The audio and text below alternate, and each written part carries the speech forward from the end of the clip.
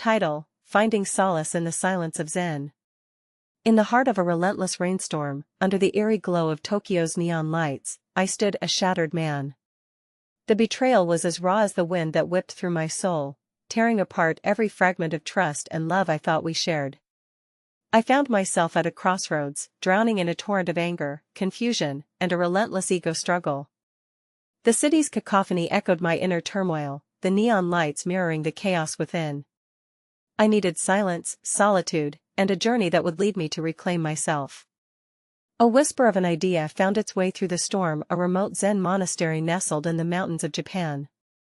With a determination fueled by desperation, I packed my bags and set off, leaving behind the city's lights and the shattered pieces of my heart. The journey was grueling, the cold mountain air searing my lungs with each breath.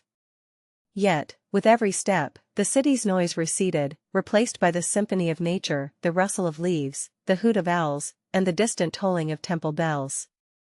Arriving at the monastery, I was greeted by the stark simplicity of its architecture. The meditation hall was cold and empty, save for a single cushion in the center. I sat, my heart pounding like a drum, the silence deafening. Days turned into nights, each one filled with restless sleep and endless hours of meditation. My anger festered, turning into a hot, consuming fire that threatened to engulf me. One night, under the star-filled sky, it broke free.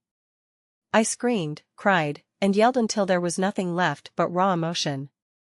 The monks watched, offering no comfort, only silence. It was then I realized they weren't there to coddle me. They were there to help me confront my demons, to face the chaos within and find peace in its midst. One morning, as the sun rose over the mountains, I found myself in the meditation hall again. The cold air seemed to seep into my bones, but this time, it didn't feel as harsh. I closed my eyes, took a deep breath, and let go. In that moment, amidst the silence and the cold, I felt a shift. The fire within me began to dissipate, replaced by a calm, soothing peace. The betrayal still hurt, but it no longer consumed me. I had found clarity in the chaos, serenity in the storm. I left the monastery with a newfound sense of self, a peace that had eluded me for so long. I returned to Tokyo, not as the man who was betrayed, but as the man who had reclaimed himself. The city's noise was no longer deafening. It was just another symphony in the grand orchestra of life. And every time the rain fell, it reminded me of that remote Zen monastery, of the journey I had taken, and of the peace I had found within myself.